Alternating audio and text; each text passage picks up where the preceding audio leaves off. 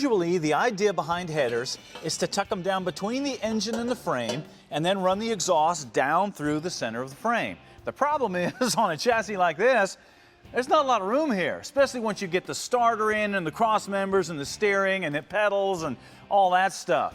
Fortunately, on these old Fords, you don't have to run the exhaust down through the center. You can run it on the outside of the frame rails because the body hangs low enough on the sides that you'll never see it. So, Stainless Works built the headers to exit through the truck inner fender and outside the frame rail.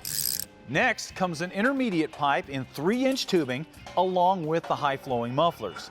V-clamps were used throughout to prevent any leakage and provide easy disassembly.